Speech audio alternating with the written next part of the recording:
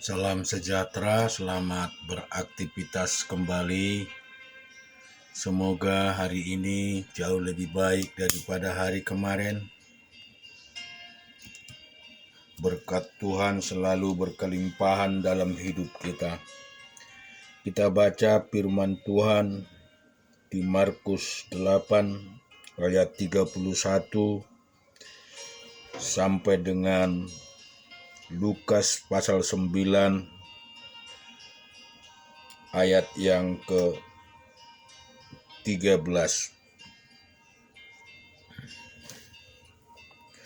Kemudian mulailah Yesus mengajar kepada mereka bahwa Anak Manusia harus menanggung banyak penderitaan dan ditolak oleh tua-tua, imam-imam kepala dan ahli-ahli Taurat, lalu dibunuh dan dibangkitkan sesudah 3 hari.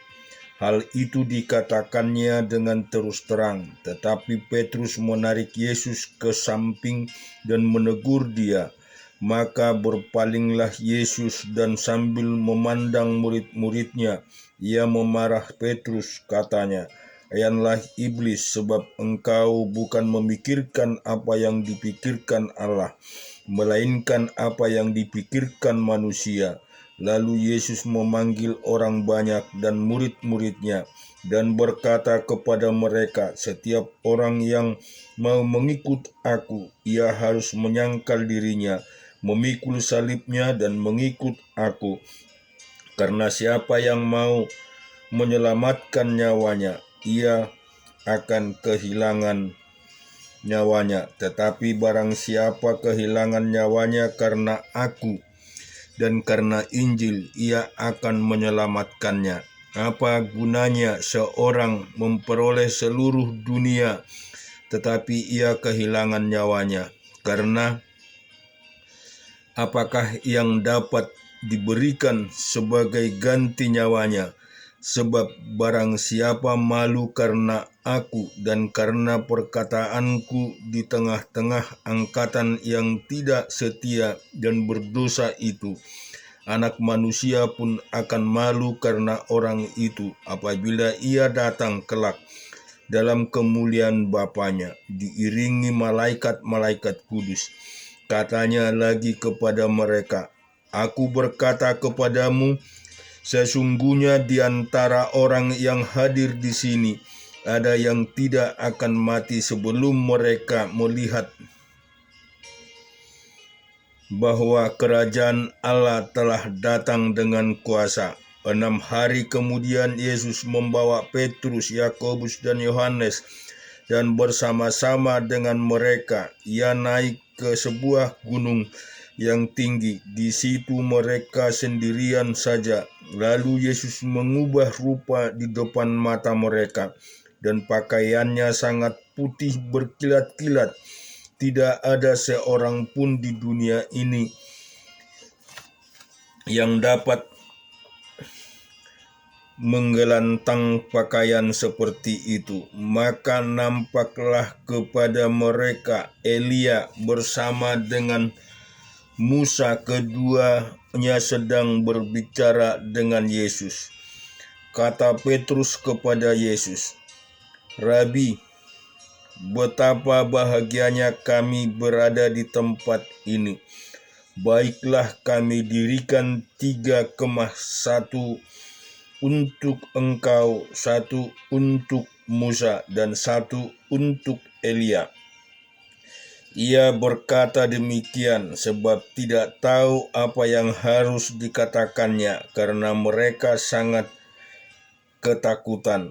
Maka datanglah awan menaungi mereka, dan dari dalam awan itu terdengar suara, "Inilah anak yang kukasihi, dengarkanlah dia."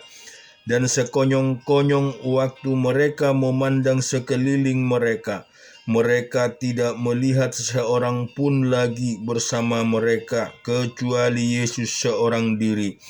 Pada waktu mereka turun dari gunung itu, Yesus berpesan kepada mereka supaya mereka jangan menceritakan kepada seorang pun apa yang telah mereka lihat itu, sebelum Anak Manusia bangkit dari antara orang mati. Mereka memegang pesan tadi sambil mempersoalkan di antara mereka apa yang dimaksud dengan bangkit dari antara orang mati. Lalu mereka bertanya kepadanya, mengapa ahli-ahli Taurat berkata bahwa Elia harus datang dahulu? Jawab Yesus, memang Elia akan datang dahulu dan memulihkan segala sesuatu. Hanya bagaimanakah dengan yang ada tertulis mengenai Anak Manusia, bahwa ia akan hanya menderita dan akan dihinakan. Tetapi aku berkata kepadamu, memang Elia sudah datang dan orang memperlakukan dia menurut kehendak mereka, sesuai dengan yang ada tertulis tentang dia. Nehemia 5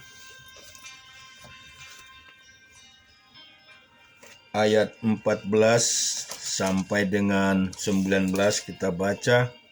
Pula sejak aku diangkat sebagai bupati di tanah Yehuda, yakni dari tahun ke-20 sampai tahun ke-32 pemerintahan Artasasta, jadi 12 tahun lamanya, aku dan saudara-saudaraku tidak pernah mengambil pembagian yang menjadi hak bupati. Tetapi para bupati yang sebelumnya yang mendahului aku sangat memberatkan beban rakyat. Bupati-bupati itu mengambil dari mereka 40 siskal perak sehari untuk bahan makanan dan anggur. Bahkan anak-anak buah mereka merajalela atas rakyat. Tetapi aku tidak berbuat demikian karena takut akan Allah. Aku pun memulai pekerjaan tembok itu, walaupun aku tidak memperoleh ladang, dan semua anak buahku dikumpulkan di sana, khusus untuk pekerjaan itu.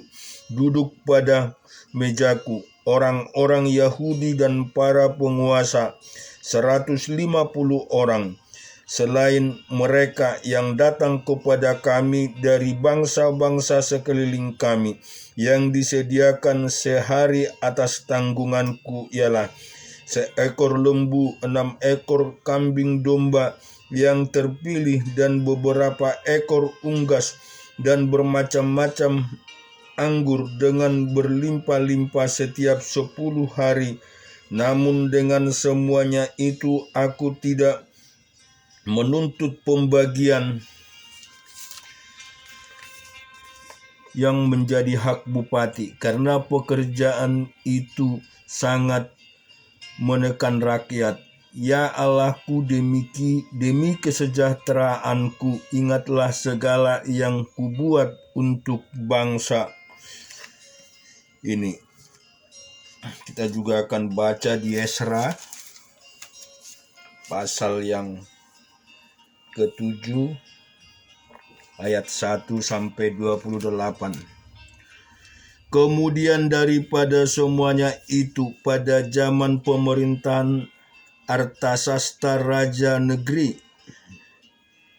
Persia, maka berangkatlah Esra bin Seraya bin Azaria bin Hilkia bin Salum bin Jodak bin Ahitub bin Amaria bin Azaria bin Merayor bin Jerayah bin Usi bin Buki bin Abisua bin Pinehas bin Eleazar dan bin Harun, yaitu Harun imam kepala. Esra ini berangkat pulang dari Babel. Ia adalah seorang ahli kitab mahir dalam Taurat Musa yang diberikan Tuhan Allah Israel, dan raja memberi dia segala yang diingininya, oleh karena tangan Tuhan Allahnya melindungi dia. Juga berangkat pula ke Yerusalem beberapa rombongan yang orang Israel dan imam, orang Lewi, penyanyi, penunggu pintu gerbang, dan budak di bait Allah pada tahun ke-7 zaman Raja Artasasta. Lalu tibalah ia di Yerusalem pada bulan kelima, yakni pada tahun ke-7 zaman raja itu. Tepat pada tanggal 1 bulan pertama ia memulai perjalanannya pulang dari Babel, dan tepat pada tanggal 1 bulan kelima ia tiba di Yerusalem, oleh karena tangan murah Allahnya itu melindungi dia. Sebab Ezra telah bertekad untuk meneliti Taurat Tuhan dan melakukan serta mengajar ketetapan dan peraturan di antara orang Israel. Inilah salinan surat yang diperiksa Raja Artasasta kepada Ezra, imam dan ahli kitab itu, dan ahli dalam perkataan segala perintah dan ketetapan Tuhan bagi orang Israel. Artasasta raja segala raja kepada Ezra imam dan ahli Taurat Allah semesta langit, dan selanjutnya maka sekarang olehku telah dikeluarkan perintah bahwa setiap orang di antara kerajaanku yang termasuk orang Israel awam, atau para imamnya, atau orang-orang Lewi, dan yang rela pergi ke Yerusalem, boleh turut pergi dengan engkau, oleh karena engkau disuruh raja serta ke-7 orang penasehatnya untuk mengadakan penyelidikan mengenai Yehuda dan Yerusalem dengan berpedoman kepada hukum Allahmu yang menjadi peganganmu, dan untuk membawa perak dan emas yang diberikan raja serta para penasehatnya sebagai persembahan sukarela kepada Allah Israel yang tepat kediamannya di Yerusalem, bersama segala perak dan emas yang akan kuperbolehkan di seluruh provinsi Babel, dengan persembahan sukarela yang akan dipersembahkan oleh rakyat dan para imam bagi rumah Allah mereka yang ada di Yerusalem. Maka oleh karena itu haruslah engkau dengar dengan seksama memakai uang itu untuk membeli lembu-lembu jantan, domba-domba jantan, anak-anak domba dengan korban sajiannya dan korban curahannya, dan haruslah semuanya itu kau persembahkan di atas mezbah di rumah Allahmu yang ada di Yerusalem. Tetapi ada yang dianggap baik olehmu dan oleh saudara-saudaramu untuk diperbuat dengan perak dan emas yang selebihnya, oleh kamu perbuat sesuai dengan kehendak Allah. Hanya perlengkapan-perlengkapan yang diserahkan kepadamu untuk ibadah di rumah Allahmu, sampaikanlah itu ke hadapan Allah di Yerusalem. Dan yang lain yang masih diperlakukan untuk rumah Allahmu, yang pembayarannya menjadi tanggunganmu itu, boleh kau bayar dari perbendaharaan kerajaan.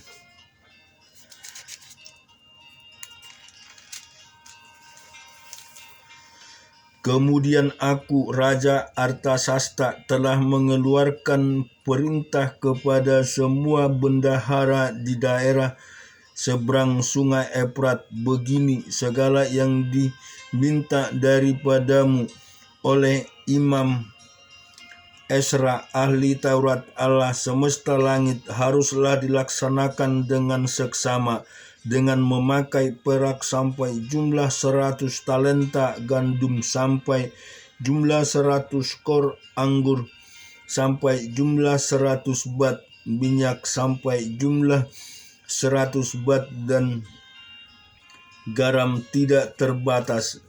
Segala sesuatu yang berdasarkan perintah Allah semesta langit harus dilaksanakan dengan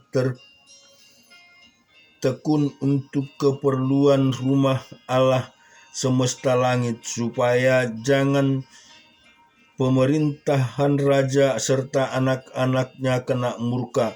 Lagi pula kami memberitahukan kepadamu bahwa tidaklah sah bila para imam orang Lewi menyanyi menunggu pintu gerbang budak di bait Allah, dan para hamba rumah Allah dikenakan pajak upeti dan bea.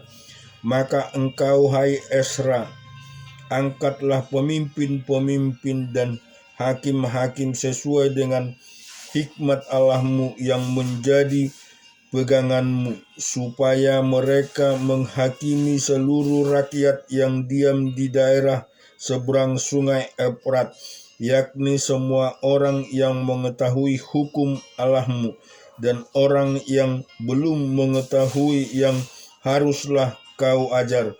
Setiap orang yang tidak melakukan hukum Allahmu dan hukum raja harus dihukum dengan seksama, baik dengan hukuman mati maupun dengan pembuangan, dengan hukuman denda atau hukuman penjara. Terpujilah Tuhan Allah nenek moyang kita, yang dengan demikian menggerakkan hati raja sehingga ia menyemarakkan rumah Tuhan yang ada di Yerusalem, dan membuat aku disegani oleh raja dan penasehat-penasehatnya serta segala pembesar raja yang berkuasa. Kita juga baca di Keluaran 11 ayat 1 sampai 10. Berfirmanlah Tuhan kepada Musa, aku akan mendatangkan satu tulah lagi atas Firaun dan ada atas Mesir. Sesudah itu ia akan membiarkan kamu pergi dari sini. Apabila ia membiarkan kamu pergi, ia akan benar-benar mengusir kamu dari sini.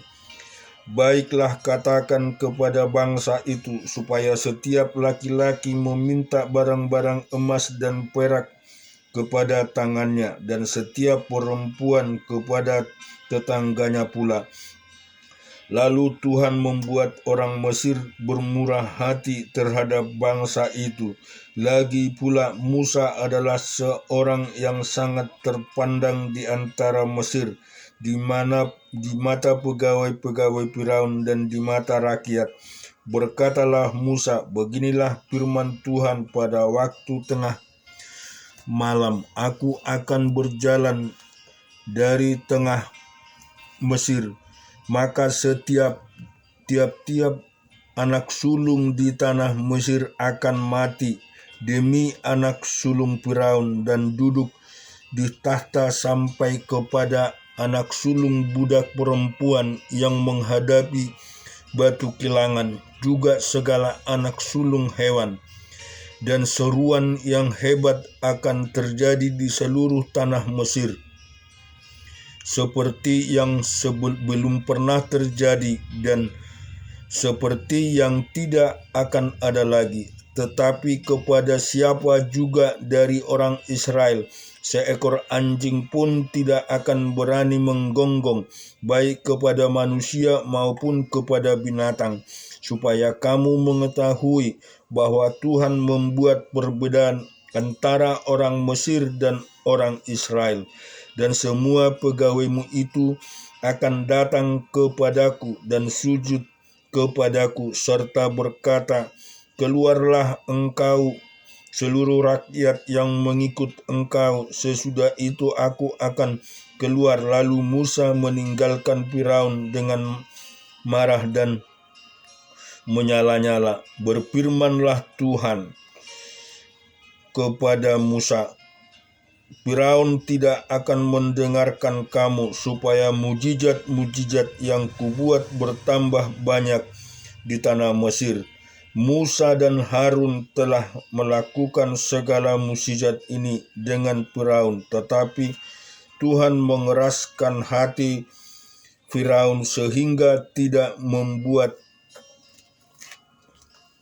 membiarkan orang Israel pergi dari negerinya. Amin. Tuhan memberkati kita semua.